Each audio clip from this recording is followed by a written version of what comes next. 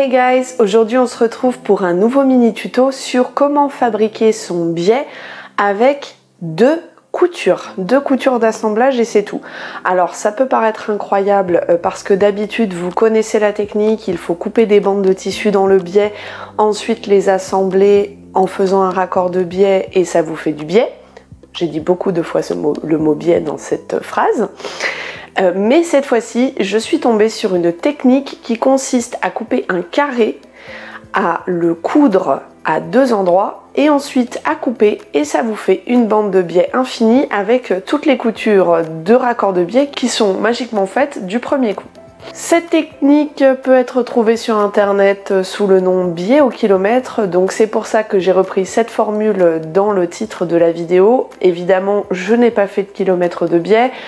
Pour un carré d'environ 30 cm de côté, j'ai pu faire 2 mètres de biais en 4 cm de largeur, ce qui fait du 2 cm une fois replié comme dans le commerce.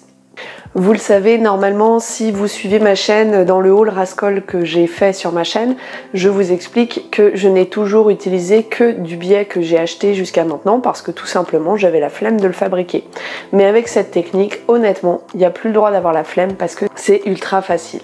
Avant de vous laisser avec les explications, je vous rappelle que j'ai une page Facebook Couture Positive, un compte Instagram Couture Positive, que si cette vidéo vous plaît à la fin, vous pourrez y mettre un petit pouce en l'air et vous abonner pour avoir des nouvelles de mes futures sorties.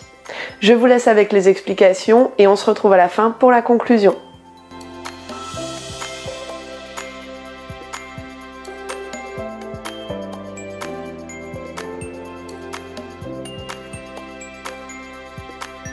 Pour commencer, la première chose à faire est de tracer un carré dont la longueur des côtés sera un multiple de la largeur de biais que vous désirez, plus 2 cm pour les marges de couture. Si par exemple vous voulez un biais de 4 cm de large, il faudra un carré de 26, 30 ou encore 34 cm par exemple.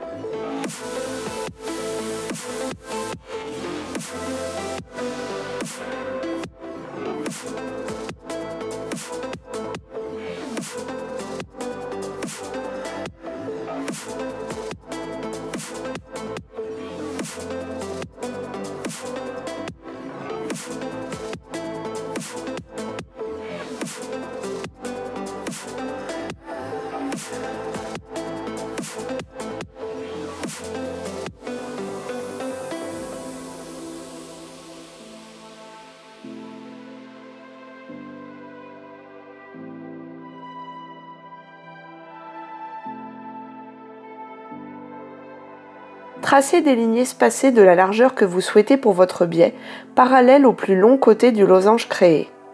Les lignes de ma règle japonaise rendent cette opération bien plus rapide qu'avec une règle classique.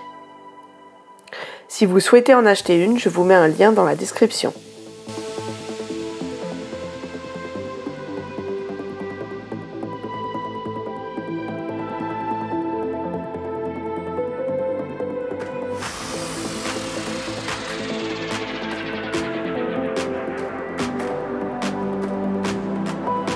Cette partie est la plus compliquée. Il vous faudra épingler les deux bords en faisant correspondre les lignes tracées, mais en décalant les bords d'une ligne d'écart.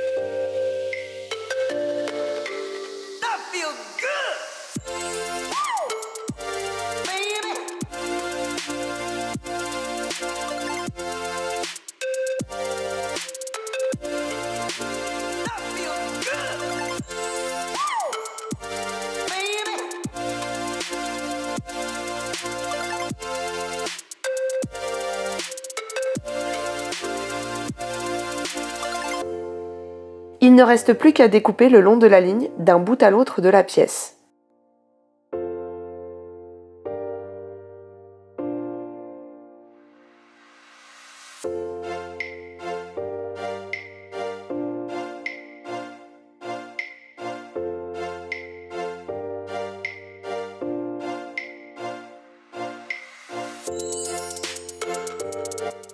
Ça y est, votre biais est déjà terminé.